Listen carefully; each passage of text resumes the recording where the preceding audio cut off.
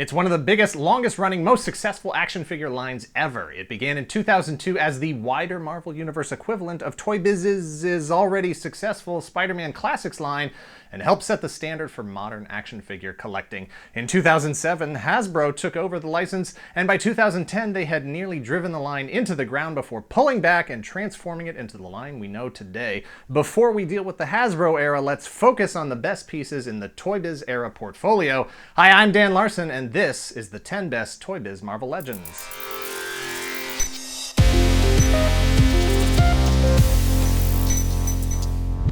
A few quick notes before we start rolling. One, this is the Toybiz era, which is technically everything before the Annihilus wave, but we're going to include everything prior to the SDCC 2010 Thor figure, which is the real reboot of the line. Two, we're also including the satellite lines that generally get lumped in with Marvel Legends, like Spider-Man Classics, X-Men, Fantastic Four, Hulk, etc. And three, this is just the regular figures, no Build-A-Figures. Check out our 10 best Marvel Legends Build-A-Figures video for that list. Number 10, 2006 House of M box set.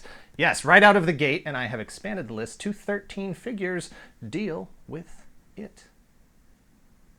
Hulk, Iron Man, Thing, or It, and the Inhuman Torch, four alternate reality versions of popular characters from an era when Hulk and Thing still had articulated fingers, and all four figures in the set were new figures. All beautiful figures, all worthy of being sold on their own, all milestone pieces. It's hard to pick any one of these to fill the slot on the list, so they're just all going to have to share it. Number 9 is 2008 Red Hulk series Spiral. This era of Marvel Legends isn't really known for its female figures. Sure, there were plenty produced, but the proportions and articulation on just about all of them was, at best, gangly.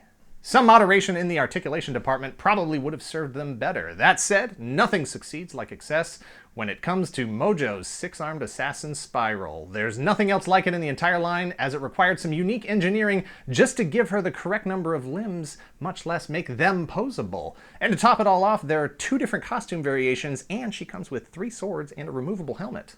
Number 8 is 2006 Fantastic Four Classics Dragon Man. What's a Dragon Man? Half man, half dragon. I think he's a scientist or something, but did you hear the last thing I just said? Wings, articulated jaw, articulated fingers, tail, a sculpt so detailed it really should be a statue of some sort and not an action figure, maybe a Spawn villain. But this is the kind of thing, this is the level of quality that Marvel Legends was once known for. And not for nothing, but even if you don't think the character is worth buying, even if you think the sculpt on Maestro Hulk is better, this is the single most stupidly expensive figure in or associated with this line that isn't a Build-A-Figure. He's like $500 loose. An entire Fang Fing Foom is only $300. Number 7 is 2006 Face-Off Series 1 Hulk, both of them. To this day, in June of 2017, there still has not been a better looking Hulk figure. More articulated? Yes. More movie accurate? Sure. But nothing with the same classic look and a choice of 2 different facial expressions, not interchangeable, but both available. He looks like he just stepped off the classic comics pages, but isn't locked into a comics display with an overly comic art stylized sculpt. Is rage better expressed with an open hand or a clenched fist? Open hand or a clenched fist? Open hand or a clenched fist? Open hand or a clenched fist? Wrong question, it's all in the eyes, and these 2 figures have it. Number 6 is 2004 X-Men Classics Cyclops. The 90s era Jim Lee version of Cyclops, one of the most fan-favorite costume designs that is hard to really describe. It's a Y-shaped single suspender for holding up his wrestling trunks, I think. Is it just there for the badge? He sacrificed an ab crunch for a light-up visor gimmick. If it were any other character, that might be disappointing, but for Cyclops, it really wouldn't have been right without it. A giant hole in the back of his head for light piping just doesn't quite deliver the same effect. Number 5 is 2006 Face-Off Series 1 Captain America, both versions. Almost every figure in the Face-Off series 2-packs came in 2 different versions. Cap was no exception. Masked and unmasked, some would argue that they are still the best Captain America figures ever produced. Highly articulated, highly detailed. Like the Hulk, he is realistic but retains his comic sensibility. The only thing that could make him better, like the Hulk, is punching fists instead of open hands with articulated fingers.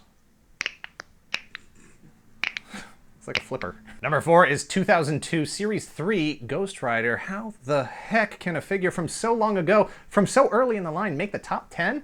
when that character's most important accessory is his motorcycle from hell with flaming tires, and it's included in the package at no extra cost. Yeah, a figure with a sculpt so detailed you can not only make out the texture on his ghost jeans, but it's got a layer of paint wash to give it color depth on top of the actual textured depth. His chain accessory clips around his torso and is made out of metal. His motorcycle can be mounted on your wall in blatant violation of the laws of physics, and you also get a reprint of Ghost Rider issue number 2 from 1990. If only he was glow in the dark, they could have just wrapped up the entire line and put it in the history books.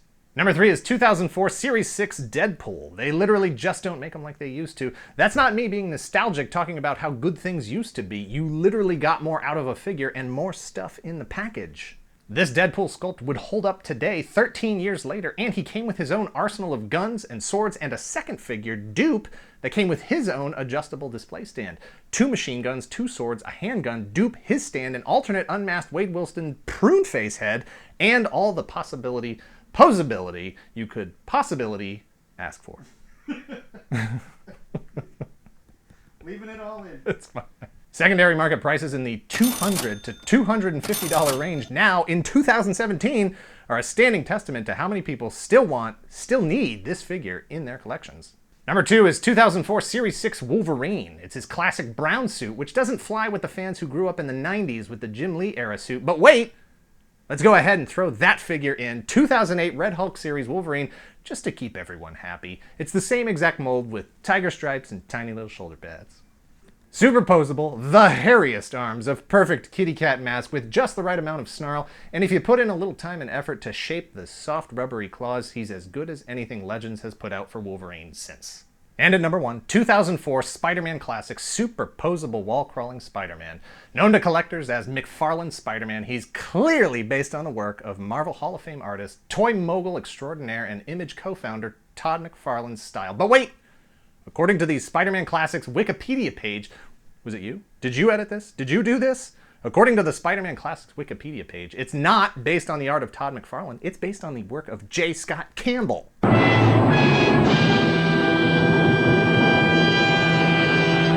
Makes sense. Campbell did a series of covers for Marvel, including the cover for Spider-Man issue 500 in 2003, the year before this figure hit.